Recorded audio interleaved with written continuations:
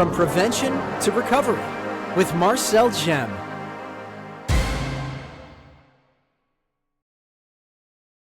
Welcome to From Prevention to Recovery. I'm your host, Marcel Gemme. My next guest is someone who brings a truly unique perspective to this conversation. Because she's not just someone who works in recovery, she's someone who has lived it. Rebecca Mitchell is the Chief Advancement Officer at Adult and Teen Challenge USA. But what makes her story so powerful is that before she was leading the organization, she was a graduate of the program. She then spent over 10 years running women's centers and served as director of the Walter Hoving Home in Garrison, New York, one of the most respected faith-based recovery homes in the country. Today, she is at the national level, helping to expand Teen Challenge across the United States, a network of over 200 centers built on a mission that's been going on since 1958. We're going to talk about what makes Teen Challenge different, where their long-term approach works, and what family needs to know if they're considering this option for someone they love. Rebecca, welcome to the podcast. Thank you, Marcel. It's a pleasure to be here with you and with everyone listening. Now, can you share what drew you to this work and how you became involved with Teen Challenge USA?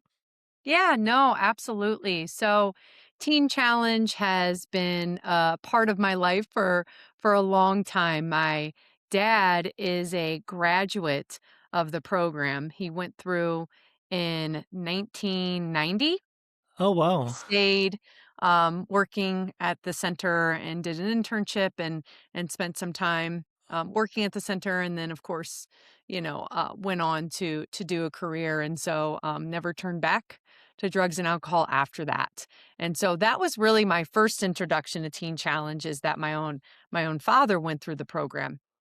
And then unfortunately for me, I succumbed to a point that I needed help as well. And so my dad had always been, trying to get me to go, but I wasn't really ready for a long-term option at the time, because at that time, that's all they had. Now we have other options, and I'll get into that later, but I had to try it a different way. Sometimes you have to try it a few different ways before Yeah. you're like, okay, I've tried everything and it's really trying everything but God. And once I did that, I was like, okay, let me give this faith-based, option a chance. So went through the program in 2008. So it's been a number of years, and then I stayed on and have been working at Teen Challenge for a little over 16 years. And so I love the work. I think I always wanted to get into a profession. Originally, I wanted to go to school for nursing, and I did, but I didn't finish. And I've always wanted to help people that the world has and society has deemed unfixable and Mm. broken. It's like that childhood nursery. I don't know if you guys know this, but in the US we do, which is Humpty Dumpty sat on a wall. Humpty Dumpty had a great Okay. fall. All the king's horses and all the king's men couldn't put Humpty together again. And I think that most of society sees addiction as that. It's a Mm. person that's broken, and they're always going to be broken. And that's not what God says. And so Teen Challenge just has a different way, and I've learned, just a different way. So, yeah. I totally agree with you. So now, what is your role as the Chief Advancement Officer? Yeah. So I've worked at various centers, did different roles, whether that's outreach, going into the jails, going into detoxes, doing outreach to people, homeless people on the street, and Mm. prostitutes. Also, have done some work in strip clubs as well. So definitely, I started Teen Challenge in the evangelism space. got to take women to court, and then moved up from the development side and did more of like the administrative roles, and then eventually ran two different centers, one in New York and one in California. Then I had the opportunity to come here to the national office because Teen Challenge is a larger organization. We have about 210 centers across the US, Canada, and Puerto Rico, and about with our sister organization, over 1,000 overseas. Wow. So definitely just a huge footprint. Most people don't even realize. And so here at this juncture, I get to help expand, kind of be the megaphone for what Uh, Teen Challenge does outside the walls. I get to help put hope within reach outside the walls by telling people about the resources that we have, by doing what you're doing. So we just launched today a podcast called Hope Within Nice. Reach. And so we're doing that, but essentially just letting people know about Teen Challenge through marketing, essentially. And then, of course, raising funds so that we can have the things that the centers need. The centers are the hands and feet. And so they're providing direct care and services. And so we, as a national office, want to support them in any way that we can by providing for their needs so that they have what they need. And also, that's through financially, but that's also through helping their staff become healthy and whole and stay healthy and whole. As they say, you need to put the oxygen mask on yourself before you put it on others. And Yep. in leadership, right? Yeah. In leadership, we forget to do that. We do forget to do that. And so we have to remember, if our leadership is only as healthy as we are. And so just making sure that our staff are healthy across the country as well. We provide different training and different resources for that in different conferences. Yeah, that totally makes sense. Yeah. Now, as a chief advancement officer, what do you Yep. see as the biggest opportunities or challenges facing across the country today? Yeah, honestly, I think just looking at the landscape, just the landscape of Mm. addiction has changed drastically. And so what was required for Teen Challenge when we started in the 50s, right? 1958, right? It's been a long time. What worked then, it doesn't work now. So our mission never will change. Jesus is the answer, and that'll always stay the same, but our methods must. And so I kind of hinted to that when I said the long term option was the only option.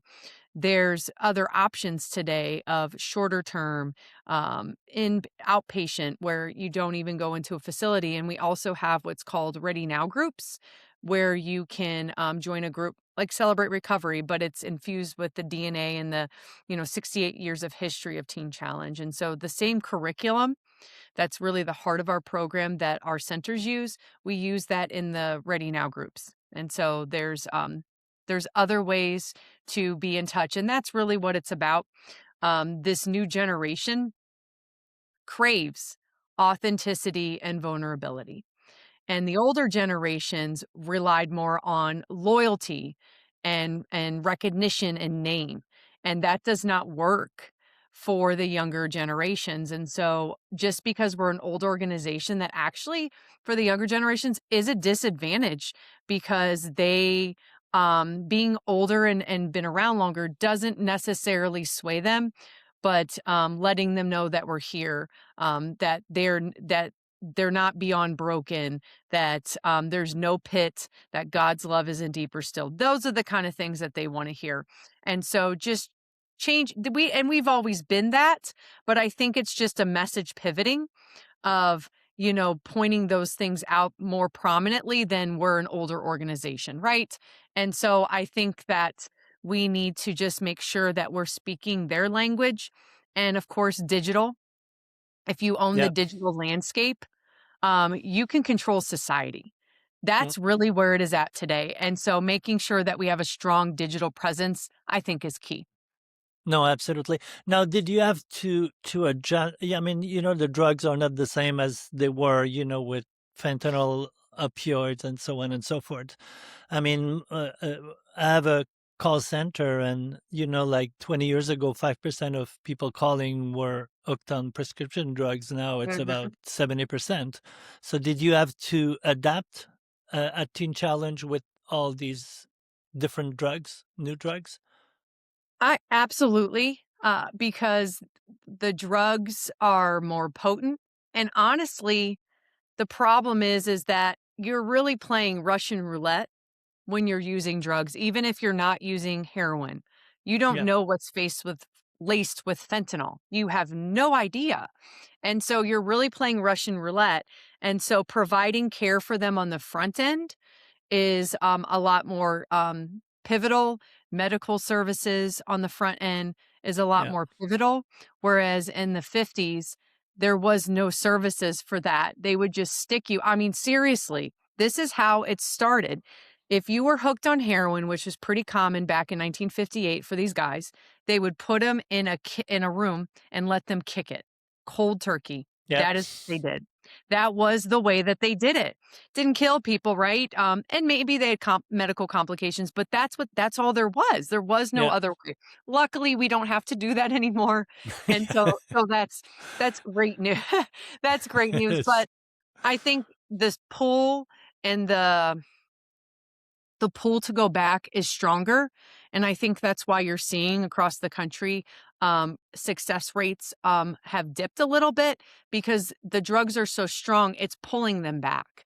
Yeah. And so, what's normal now is people are going to go back a few times potentially before success is had. And so, I don't want that for anybody and I don't want it to be their story, but you also can't discourage them that if they go back, they can never be restored. And so, we don't want to stay in that mindset either. No, absolutely.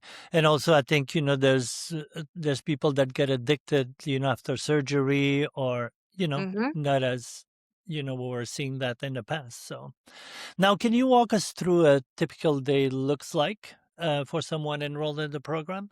Absolutely. So each center is a little different. And so I will kind of give you a basic structure, but each center does it slightly different. And if someone is trying to get into a center, they can go to our website at teenchallengeusa.org and put find a program, and it'll pull up the programs closest to you. You call that specific program, and they'll be able to tell you more specific information and what services that they provide because we have all the gamut, run the gamut in services, whether it's counseling, whether it's inpatient, outpatient, long term, short term, all those things.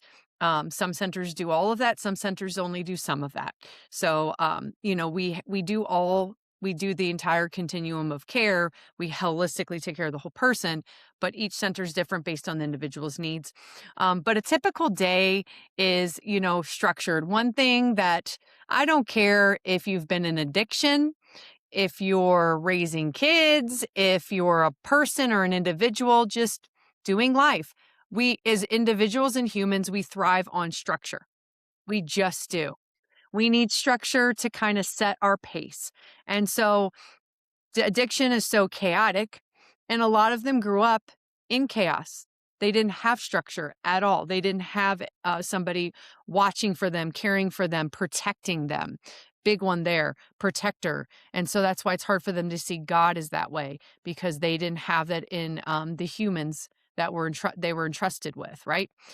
So structure is very important. So we do a structure, and that they get up in the morning, they have a wake up time, they have chores that they do, they have a devotional time. So one thing that's really unique about Teen Challenge is every single student, man or woman that goes through the program, will end up reading the entire Bible in the year that they're in the program, which is unusual, right? How many new Christians do you know read the entire Bible in a year? I mean, some do, right? But again, and they memorize over, I think, 100 scriptures. So and that's just based on part of the program. I mean, there's also your chapel services and your church services and your Bible studies and your small groups that you have and your classes. So very inundated with the word.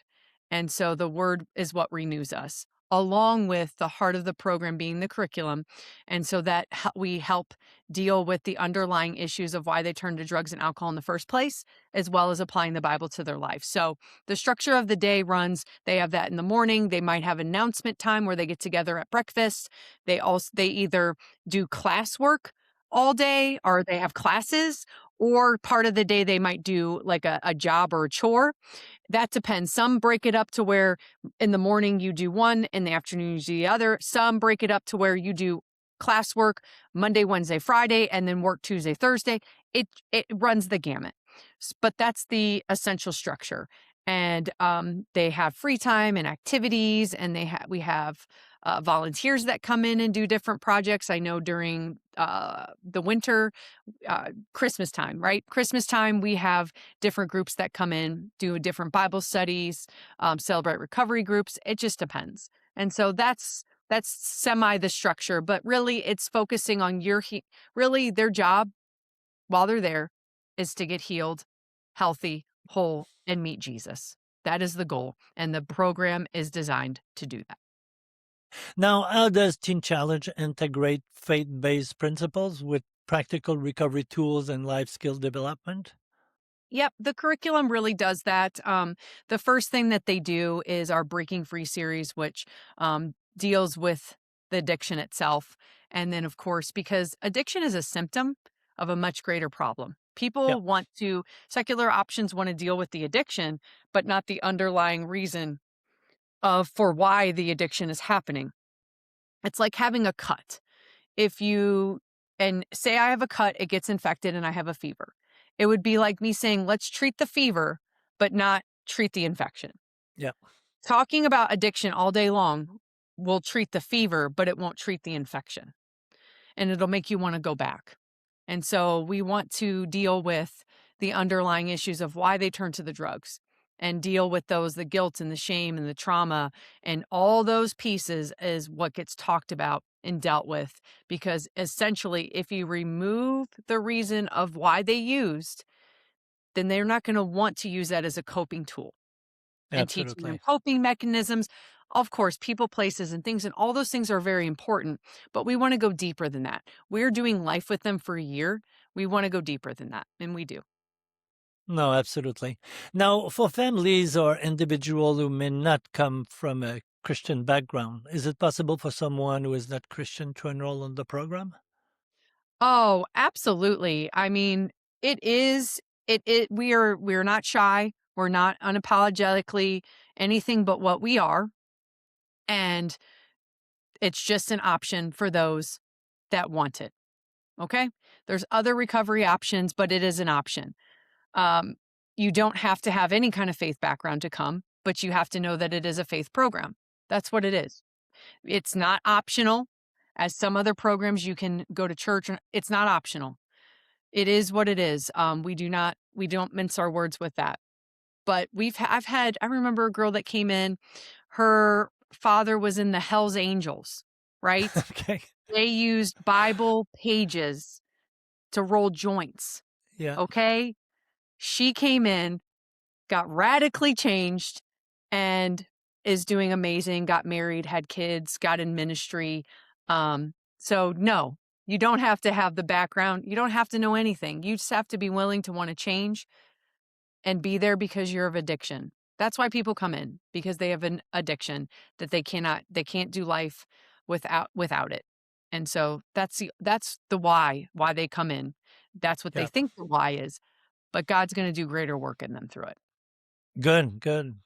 I'm glad you answered that question, because I'm sure a lot of people has this, this thought that, oh, I need to be Christian, I need to, and so on and so forth. So No, and honestly, yeah. those that aren't, they actually they change faster than those that came in with a Oh. background. Hmm. Because what happens is think about it. You have a foundation. And if you have a house foundation and it has cracks in it, right? Because if you're using and it's possible that you have misnomers about God or about religion. Yeah. And so you have cracks in that foundation. So they have to break that foundation up before they can lay a new foundation. Whereas if you have no faith background, you can just start laying a foundation. Absolutely. That's a great analogy. Yeah. So, definitely. Now, what role does spiritual transformation play in the recovery process at Teen Challenge? It's the whole thing. I mean, AA started, if we want to get to that, AA started as a Christian, as a God is the higher power, right? And so that's how that started. And so that is, if we want to, for those that are non-faith background, we say that God is that higher power. You have to believe in something greater than yourself in order to see change and transformation in your life.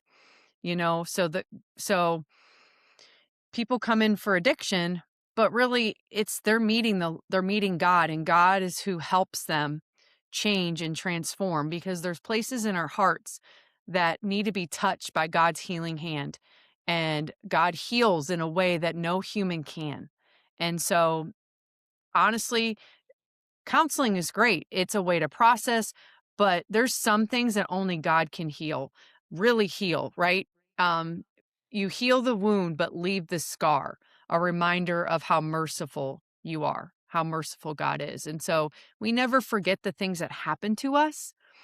Um, but there can be a point of healing to where you can move forward. And that's what our goal and our aim is. Yeah, no, absolutely. Spirituality is very important. It Absolutely. is. It's Yeah. the whole program. It's why the program is so successful. For those, I didn't really understand that. I came because I tried the secular route. I did the 30-day program. I did the outpatient, 2 30-day programs, outpatient. Nothing worked. So I was like, I have nothing to lose. So I went with no background. I grew up understanding religion, but that was it, Yeah. right? I believe that there was a God, but beyond that, I didn't know anything else. And I didn't go because I wanted to meet God. I went because I wanted to stop being an addict, right? Yeah. And I got both. I got not only free from addiction, but I got a brand new life. I wasn't expecting that. And so Teen Challenge is different in the way that we don't want people to just be sober. We want them to transform their life to be new. They have peace, they have joy, they have hope. Sobriety alone can't do that. It just can't.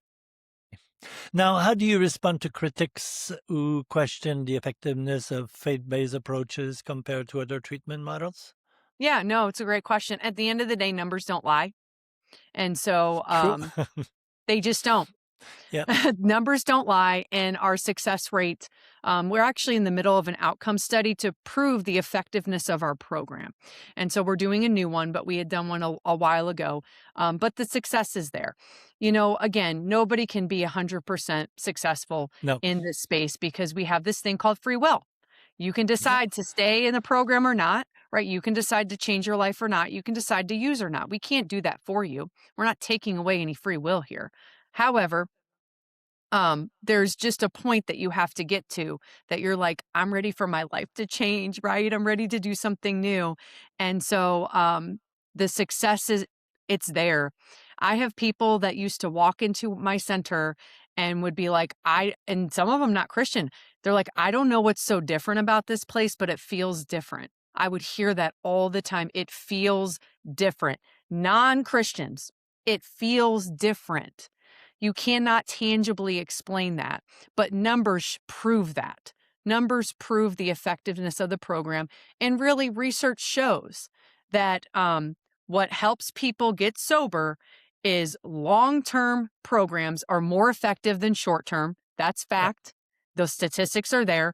And community-based programs are more effective because we are built for community. And so people thrive better in community. And that's what Teen Challenge essentially creates, is a community of Yeah. people that are doing the same thing at the same time. So if we want to just take religion out of it, you just got those factors alone. That's the success right there. But we could have, if we took God out of it and just did that, we would still be more successful than secular options. Yeah. But we're even higher than that because of God being that higher power. Teen Challenge programs typically run 12 to 15 months. I mean, the long-term one, which is definitely longer than most residential program. What is the advantage in the long-term approach in general? it's just what I said. Statistics show that the longer somebody is removed from addiction, the more successful they'll be in being sober. So the further you are removed from it, the more likely you are to continue to stay in sobriety. And so that year mark is pretty important. It's celebrated pretty highly in NA and AA. That year mark is very it's a pivotal moment for people. Mm-hmm. It reduces your chances, I think, by half of relapse if you make it that year. So there's a reason that it's a long-term option. Think about it. If I've used for 15 years, 30 days isn't going to do much. A year's still not that long if you think about it, Yeah. but it's enough time removed that you can continue in that journey. So Yeah. And also, I mean, like if you have used for a long time, I mean, myself, I used for 7 years every day. And, you get to a point that it takes you like a month or two just to think clearly. I mean, you go through the detox and then, like you need to get rid of all these habits, all these thoughts and so on and so forth. So yeah, no, for sure. Well, yeah, you need that long time, and so it's it's what's necessary and needed at the end of the day, especially if you've used for a long time. Now, if it's shorter, then you can try the short term route. Most people do. Most people Yeah. do that first, and that's fine. I get that, but we really are designed as Teen Challenge to take those that society has discarded or Hmm. society has given up on. And so a lot of people qualify in that realm. Now we do have shorter options for those that, they don't need a longer term option. They're living life, they have a full-time job, they haven't lost everything yet. We do have those available as well. You can find all of that on the website. Good, good. Now, many people struggle with the idea of committing to such a lengthy program. How do you Mhm. help individuals or family understand the value of it? Yep. No, that's a great question. So at my center, and I'll just stay with that because each center is a little different. The Hmm. center that I worked at, we did what was called a 30 days. So you can't. So we said, come in for 30 days, try it, and Okay. then you're really committing to the program. After that, we'll have an acceptance meeting, and at that 30-day mark. So at the end of the day, we can't keep you there, right? Yeah. So yes, the program's this long, you're coming in. You can leave at any time. Most of the centers, the doors are not barred. It's not jail. So you can leave, right? So you can come for 30 days and try it, which I suggest. Try it for 30 days. And honestly, it's not the families that have a hard time understanding the value of a long-term program. Most families breathe with relief knowing that they know where their loved one is and they're safe and they're secure. It's convincing the addicted person. So what you do is you say to them, just try it for 30 days or just try it for 60 days, see how you do. Because the longer they're there, the more they're going to want to stay. Because so my program was 12 months, the women's program I worked at, and we had a 6-month option. In the 10 years I worked there, the women that signed up for the 6-month option, 90% of them switched over willingly to the 12-month program. Wow. That says a lot. Yeah.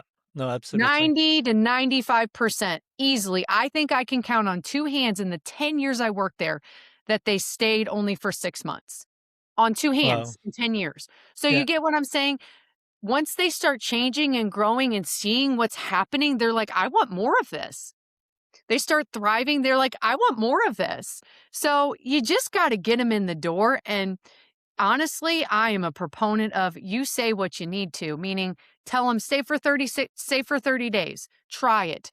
That's not going to hurt anything to do that. It's not you know what I mean? It's not Yeah. deceptive. It's like saying try it, and if it doesn't work for you, then you can leave because that is a fact. They can't. They Yeah. absolutely No, absolutely. This is funny what you were saying about the family. When I was working in a treatment center, sometime mom's gonna say, "So how much is it for 2 years?" Like as long as possible. So definitely, yeah, it's not Yeah. the families that The has families are consideration on it. relieved. They're Yeah, relieved knowing that their loved one is safe and secure and growing as an individual, and they don't have to worry at night, am I Yeah. gonna get a call? Yeah. No, You absolutely. know what I mean? Like, there is a Yeah. lot of peace in that. There's a lot of peace in that. Yeah.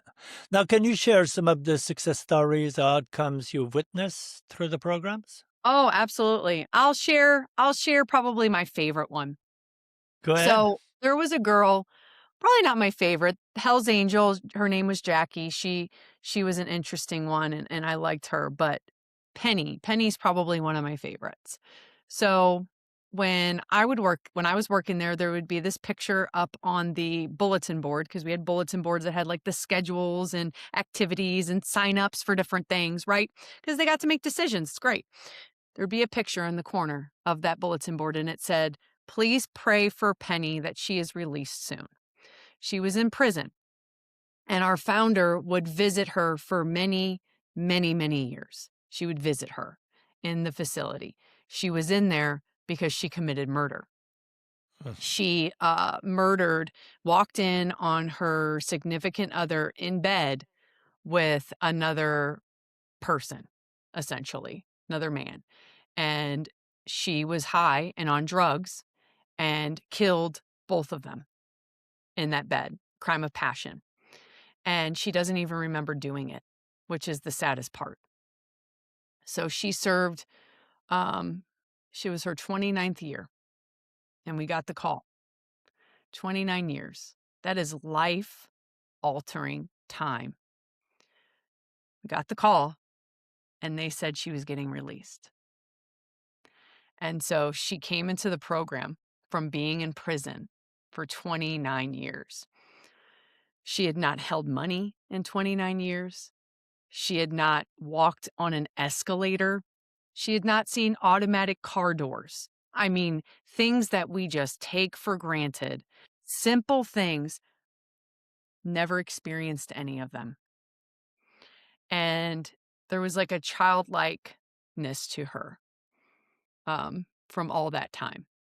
It didn't harden her, which I was surprised by, because during that time she had the Lord and she discovered God in jail.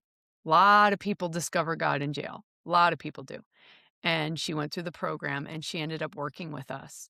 And, God just really changed her life. But I'd never seen somebody like her, and just the childlikeness of her after serving so much time, that God had protected her for 29 years from being so hardened, right? So it's Yeah. a unique story, but Mm. I think it's a good one. It's the power of what can happen when you surrender to the Lord, when you surrender to God and say, God, I don't know what this is. I don't know, Jesus, what this is, but I don't want to keep living this way. And I want you to come into my heart and my life, and I surrender, and you're Lord, and I'm going to give you control and surrender that to you and ask for you to forgive me. And when you do that, as simple as that prayer is, you just have to confess with your mouth and believe in your heart that Jesus is Lord, and you'll be saved. And it changes you from the inside out in ways that you've never seen. I've seen girls walk in. They were hard. They were beat up from the just living on the streets. I've seen girls had drug trafficking charges because of the men they would get with that would have them traffic drugs over the border. Because I was in California, right? Yep. Traffic drugs over the border. And to see them just so hardened. Some of them, their parents didn't were addicts, wouldn't feed them. They would have to find food in the house. This one girl would tell me she would eat lettuce sandwiches. That is the depravity of the world. And we want to blame addiction as it's the person's fault. But when somebody's growing up and their dad is molesting them for 10 years, Yeah. or their parents are addicts, and just some of those really sad cases, you can't tell me that wouldn't I mean, their coping was drugs. Drugs and alcohol is a symptom to a much greater issue, and that's what, if anything, I get people to understand, regardless if somebody has grown up in a hard environment, or not, sometimes how it affects us, um, it just changes us sometimes, how things Yeah. affect us. And sometimes things affect us much greater, especially as kids.